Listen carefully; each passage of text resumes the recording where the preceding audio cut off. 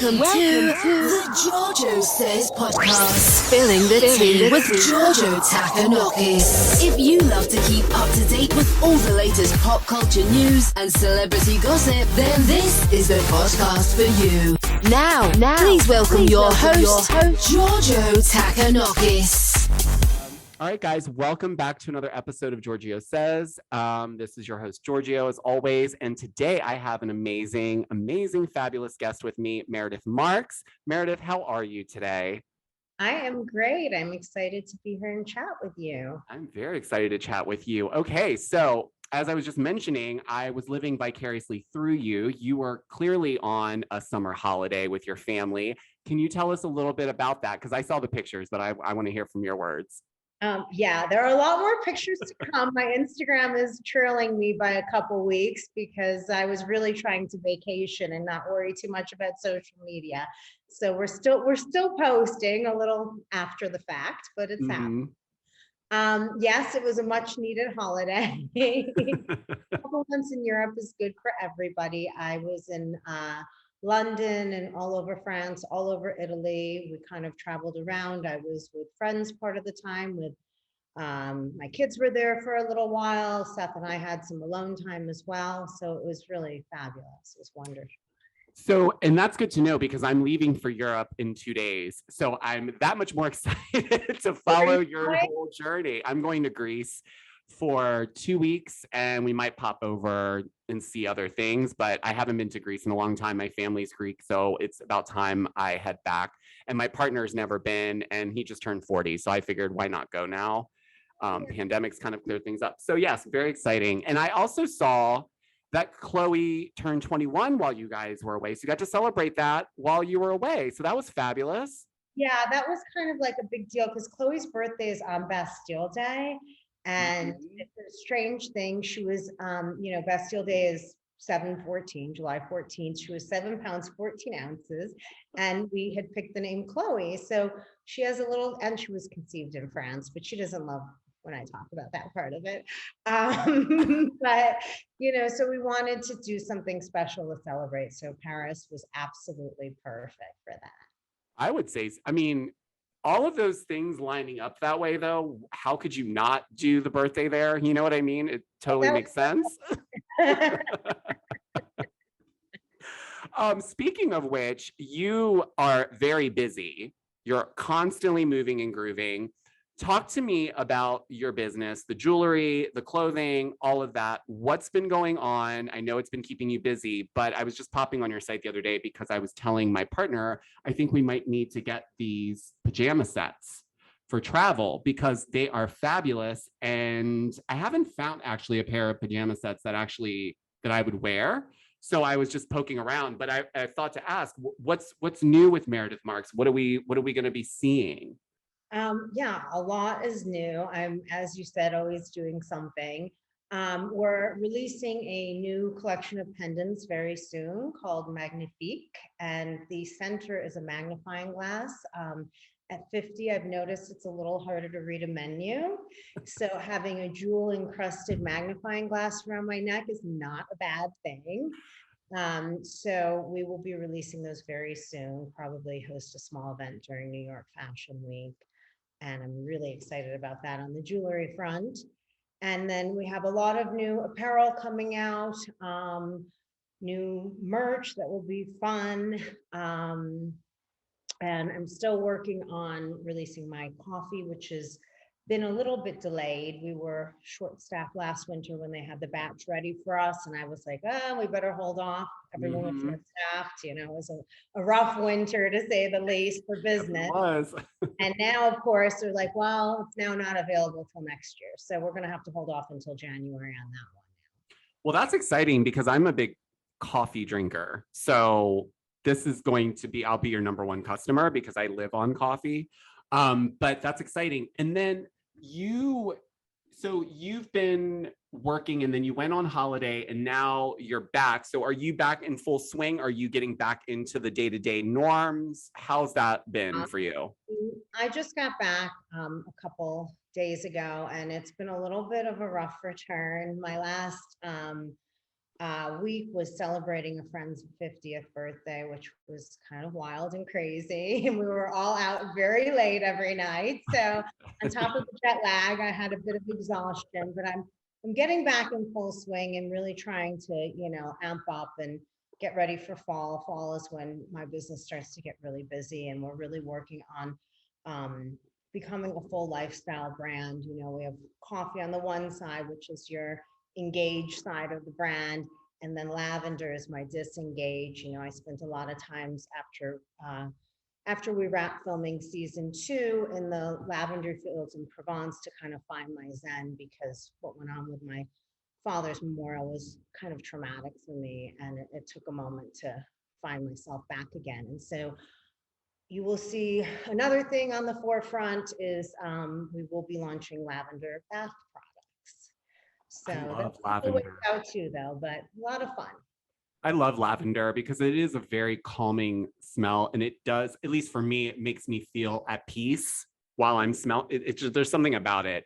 So speaking of which, because I have not gotten to speak to you, but I did want to tell you that I thought last season, with everything that you were dealing with while you were filming, I had moments where I lost my dad 2 years ago. So when you had that occur, there was many moments watching the show back where I was like, I stopped and tried to put myself in your shoes in many instances, because when I was grieving, I didn't have cameras, obviously following me around.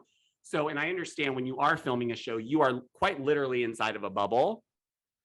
So can you tell me how you managed that? Because coming from someone who had the privacy and the space to do it, I can't imagine how that must have been like for you. So did you have any like breadcrumbs along the way that you were able to pick up on to kind of push through that?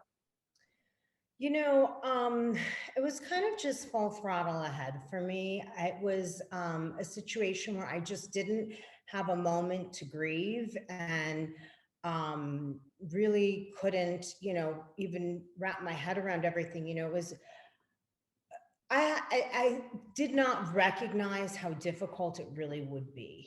I had, my father had suffered from dementia, and emotionally I had lost him long before. And sorry, I still get a little choked up. Okay. I'm gonna cry probably. So I didn't really realize how difficult the physical loss was going to be on me emotionally.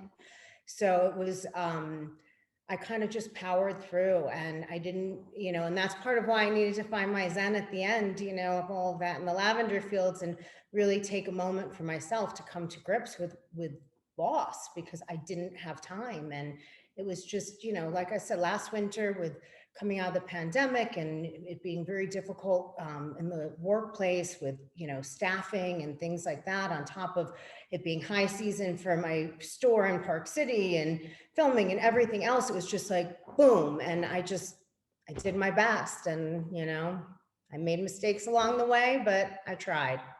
well, I have to say, and I don't feel like you made mistakes per se, at least from what I saw someone who's being authentic and in the moment as best as you can, right? I mean, obviously, you're filming a show, but I think that's a very real feeling. And I've talked to others who've lost a parent, and I don't know if you agree with this, but it's a different kind of grief in a way that you don't, it comes in waves. And that's kind of what I felt watching you. It's like you could see where it was maybe a little bit more climactic for you in certain periods. But is there any advice now, looking back on that experience? Is there anything that you could say to someone who maybe just lost a parent, or is there anything that anyone can do, or is it just day to day? I mean, I think part of it is just day to day, and it takes time. And I mean, as you see, I still get choked up with it. It's, loss is hard, period. There's no way around that. But I do think having some time for yourself is really important. And I didn't take that at all. I mean, literally, my father passed away on night 1 of filming, and I took the next day off. And you saw me at the lunch with the ladies, literally a day and a half after he had passed away. And, and that was my own decision. No one forced me to do anything. I'm not taking that off on anyone other than myself, but it was my choice. And it's somehow how I am as a wired as a person. I cope by just kind of immersing myself into things, but that's not a great thing, because it all ends up coming back full throttle at you and then with vengeance, and it's Totally. go with later if you don't address it in the moment. I always say that, you can only put so many things in so many boxes before they all start falling down. You have to clean them up. So, Yes. So coming off of last season, looking back on that experience, well, in season 1 too, do you feel like you've learned your footing a little bit more as you've come along? Like, do you feel more comfortable? Do you feel like you can express yourself and not, know which way it's going to turn? Do you kind of feel like your feet are a little bit more wet after 2 seasons? Yeah, for sure. I mean, going into, my first season, I watched one episode from every franchise. I'd never watched a full season of Housewives in my life. I didn't really understand the whole story arc and how everything really worked. I was like, oh, there's a little bit of catty drama, I didn't really get the whole thing, which was obviously a mistake. I thought, oh, well, every franchise is different. I should watch one from each, or whatever. Not a great thing to do. You might have thought differently if you watched a full season of something. You might have said, wait a minute. It might be best that I didn't, because I might have just disengaged at that point. Totally. So yes, now at least I understand the process, and I understand that everything kind of tracks and follows, and it's not just isolated moments. So yeah, I definitely feel much better equipped to deal with it.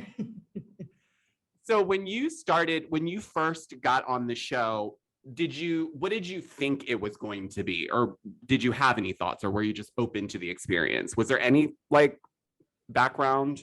I mean, I was very open to the experience. I had very little background in anything. Like I said, I just kind of watched one from each franchise. Maybe a year and a half, I had been with Caroline Stanbury in Dubai, and and this was long before I knew anything about me going on the show, and she had just spoken so highly of her experience in Ladies of London, and that was really a very sort of positive push towards it. And my family was pretty supportive overall. And I sort of just, for me, it was all like, okay, this is great. It gives me a platform and a voice to, talk about the things I care about in this world and promote the causes I care about, and, to promote my business. And that's sort of how I saw it. I was like, this is great, and so to me, that's the best part of it, is really being able to put messages out there that are important, that I've never been able to do. No, I agree with that 100%. And I wanted to point out too, that when the Roe v. Wade thing happened, I thought it was so amazing how you were one of the first, dare I say, that came out and said, this is what I'm going to do, and I think you were giving 50% of the sales until I think it was June 29th, I believe. But it was that to me, that says a lot about someone who has a brand, because sometimes people have brands, right? And then when it counts, they don't necessarily step up.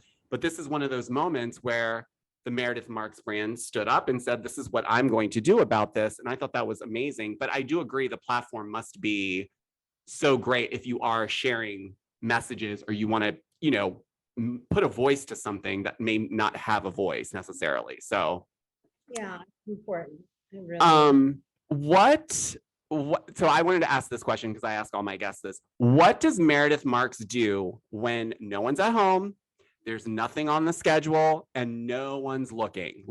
Complete privacy moment. What does Meredith Marks love to do in those moments? Well, if I'm actually really alone, then it will be online backgammon. If there's someone here, I'll play with them if they play. That to me is another thing to find my zen. I love backgammon. Love it. Really? My grandmother, she loved that game, and she tried to teach it to me, and I played with her sometimes. But I haven't played it in a while, but now I feel like I should pick it back up again. So is it what does it do for you? Is it relaxing, or is it just the concentration? I think it's somewhat relaxing. It's you get a little bit of the competitive juices rolling, and it keeps your mind occupied and going, but because I'm if I just like lie there and try to, a lot of people can meditate very easily. That's really hard for me because my mind, doesn't like to stop. And so that sort of is my own way to find like a peaceful zone where I'm still occupying my brain, but it's not, reeling about everything else that goes on in this world and in my life and everywhere around. Quiet the noise a little bit. Exactly. No, that's great. I love that because I always ask that because everyone always has a very different thing that they do. And sometimes it's very surprising. And this is one of those things. It's like, I would never have pegged you as someone that would just be playing that on a day where you don't have anybody around. But I think that's fantastic. Now, you are quite the fashionista. Okay. I consider myself a fashionista, which is why it took me a little bit longer to figure out what to wear to today's interview, because I was like, well, I'm talking to Meredith Marks. I can't disappoint. So what would you say are 3 essential things every fashionista needs to have right now? What is Meredith Marks living for? What are the 3 things? Well, are we talking like super specific? Because like we could do anything from fashion to accessories. Okay, so lifestyle. Yeah, so accessories, obviously you need a piece of Meredith Marks jewelry. That's an easy no-brainer. Okay. Absolutely. I think everybody needs a great simple black suit that's like well fitted, that's like an easy go-to. And right now for me, as I wear my top today, I'm all over Courage. I think it is so chic. I would take like any monochromatic Courage that I can get my hands on. It is not easy to get your hands on it. I will tell you, they are selling out by the second. I love that top, by the way. And you're right, monochromatics are and I almost forgot the most important one. The new Brooks Marks Pride tracksuit. That was going to be my next question. I just saw the post about that, and I was just thinking, I wear so many like comfy things, and his actually looks like I can wear that out and not feel like I'm just bumming it. You know what I mean? So that just launched. That's very exciting. So how is his business doing? It looks like it's picked up so much. I mean, he's doing great. He's working really hard. He just graduated from NYU in the spring. So, he had a little bit of holiday this summer too, a moment, but he's hard at work and obviously just did his Pride launch, which I love. I think it's so cool. And he sold a ton already. I don't know if he's sold out of anything yet, but I know he's been selling a lot. So we shall see. Now, do you help in any capacity? Does he ever come to you guys for any advice on the business front? Since obviously like you're well versed in that, like obviously like you'll help him, but does he kind of like to be more independent in the way he runs it? I mean, he's pretty independent, but he will obviously, come for some guidance here and there, more on the business side, not so much like on the creative. I mean, obviously he sends me his drawings when they're done. Of course. But I don't really give much, input unless there's something I don't like or whatever. I would tell him. Although I don't really think there's been anything that I haven't liked, to be totally honest. But I would tell him if there was. But yeah, he'll come, sometimes like with production and sourcing, I mean, especially over this past year and a half, it's been really, really complicated and challenging for everybody. Mm-hmm. And so he certainly, will come to me with that. And we do share a lot of resources on that realm. That's so cool. And what is it like having a designer in your house? Like, does he constantly like come up to you and be like, oh, I think this could be, or maybe I should do this? Like, does that happen? Or is he kind of very much in his own space? And when it's done, then he'll ask for your feedback? I mean, he's done it both ways, but for the most part, he's pretty independent. And then we'll get something done and then show it to me and maybe tweak it a little. But for the most part, he's pretty independent. I mean, he knows what he wants for the most part and just does it.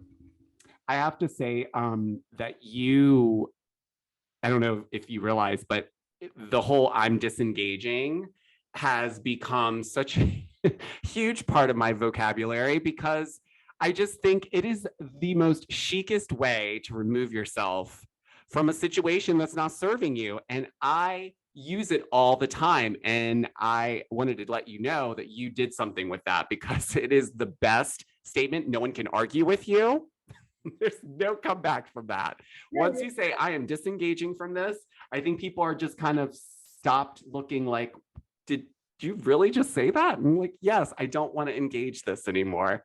Credit to Meredith Marks, obviously. But do you find that people use that as something like when they see you, or if you're out and about, do people come up and mention, obviously it's a part of your brand, but like, did you realize when you said it that it was going to be this thing that people are like, I'm disengaging? No, I had no idea. First of all, like I said, I didn't really know what I was getting into to begin with. So I had no idea that I'd even be disengaging as much as I did, you know. I doubt I've ever said that many times in such a short period of time in my life, you know. But yeah, so I didn't know, but I do think it's really a great tool because I mean, even when I go back and look at like when Seth and I were, you know, in the peak of our fights and in marriage counseling and whatever else, like one of the things the counselor said was, if it's getting heated, you both have to walk away, cool down, and discuss it at another time. And so to me, it's just like, it's such a tool in life to be able to know when, because a lot of times we get too heated inside to be able to do that. It takes a certain level of self-control. And you know, I mean, you saw in season 2, there were many times where I should have disengaged and I definitely did not disengage. And there were times where it probably worked out for the best that I didn't, times where it did not. So say la vie. Say la vie. No, I totally agree. I mean, and it's interesting. Now going back to like season 1, when you guys were having your marital stuff, did you find that the show was helpful in that process? Or did you find, because some people say like, when you get on a reality show, it's the curse and all this stuff. Did you feel like that could happen because you were on the show? Like everything was being magnified. So how do I get a control of this at this point? Because now everyone's going to have an opinion. Or did you guys go into it openly and just know that this was between the two of you? And yes, this is going on, but maybe this could be instrumental. So in the weirdest of ways, I'm probably the only human being in the universe who can say that my marriage was saved by the combination of reality television and the pandemic. Wow. You know, we had made a lot of, you know, you're very much forced. I mean, Seth and I, one of the biggest issues we had in our marriage was that we would get irritated about things and maybe the kids would be sitting there or whatever else. And we, you know, would want to show this strong front to our children, you know, as I think most parents try to. And then you kind of would either forget about it later, you just wouldn't be in the mood to deal with it later, or, you know, you'd harbor this hostility, but not really remember exactly what was wrong. Yes. And you can't do that when you're on reality TV because you've got a lot of people watching. And so even if you don't remember it, somebody else does. So it forces you really to become a much better communicator. And that was really very positive for us. And, you know, we couldn't like kind of ignore things. And so it really took a very, like for us, it forced a very introspective look into our relationship. And we were, you know, we always loved each other. That was never the question. It was, of course, we really were going down the same path. And then, you know, going down into lockdown and COVID and being, you know, really together like we hadn't been in years. I mean, you know, it was always Seth's traveling for business, I'm traveling for business, we're all these moving parts, but you know, lockdown, you are 24/7 together and with your children who are now adults and, you know, the whole thing. It really made you recognize what you value and what you don't value. And Seth, I think I can speak for on this one too. We both realized that we really did value each other and our marriage. And we knew we had to make all that extra effort to make it work. I think it's so great because I think a lot of couples, specifically around pandemic, were in a make it or break it situation. And I think your situation is one of the ones where it was like the pandemic helped save it because it put things back in focus. Whereas I think sometimes in other relationships, to your earlier point, people fester and then it's never a good time, or maybe you don't want to bring it up at this time when you can because you don't want to start something. but then slowly that chips away at the relationship. So I'm glad that that ended up working in your favor, because it seemed like in season 2 you guys were like full steam ahead and everything was just like on the same page. You could tell the connection was there. And I think there was some raw moments in season 1 that I mean, not that I enjoyed watching, but it was nice to see a real authentic. I think there was a moment where you guys were like hugging or something and it just felt raw. Like it was just, there wasn't any editing to that. It was very much a real moment. And I think those are the things that, like what you said earlier, you didn't know much about these shows. You kind of came on and you kind of authentically were yourself. And I think that's where you win, because your story shows through when you're the most authentic and you're not trying to make something look a certain way. And I appreciate the honesty as much as I think most people did, because it's hard when you're in the public space to share that kind of stuff, A, and B, be that vulnerable about it when you're asked probably 5 million questions about what was this and why do you feel this way? And so it's kind of like hyper reality therapy, if you will, in some ways. 100%. And that's the thing too, like you're saying, a lot of people went through that make it or break it in the pandemic. And, you know, had we not had the experience we had filming prior to the pandemic, I don't know if we would have made it, you know, had we not been through the couples therapy prior to it, I don't know if we would have made it. Like it was the timing, the culmination, everything just sort of came together and worked in our favor. And it was, you know, really, I'm very grateful to the universe for it, you know, because it's not all within our control. No, not, and you're right, because sometimes things just happen the way they do and there's nothing you can do about it. So it is a blessing that it worked out. But I do want to know, what is next for Meredith personally? What is your goals for the next 6 months, 12 months out? What do you see Meredith really getting into?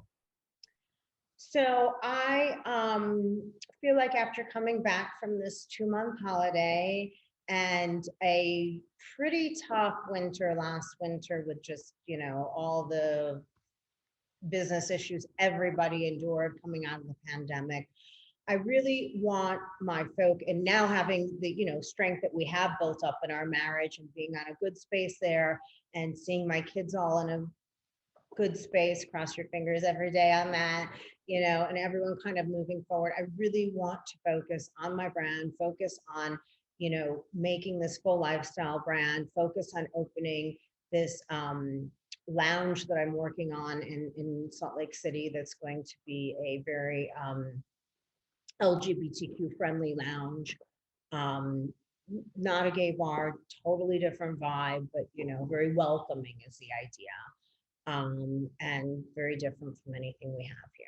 So those really, business is my big focus this year. I feel like we kind of had a lot of hiccups through the last couple of years with everything that's gone on personally and with the pandemic. And now I've got to do it. It's time to shine. It's time to work, right? Yeah. Summertime's over, vacations are over, back to reality. Well, Meredith, I really appreciate you taking your time out to speak with me today. I know you're super busy and I know you're only going to get busier as we get off this call. But if there's anything that you could leave the audience with that you learned, one thing that you learned last year that you could pass on, what would that be? Just be true to yourself, you know, don't worry about what other people tell you to do, what other people think, what they want for you. Do what you need to do for you. I think that's really important. And that was a mistake I made when I lost my father. And I'd hate to see someone else do that. You know, I kind of lost myself for a little while with that. Totally get that. And I did the same. And I think that those are really clear words of wisdom, because it's the simplest thing, but it's the hardest thing sometimes for most people going through that to deal with. Well, Meredith, my condolences to you, obviously. I hope you have a fabulous rest of your week.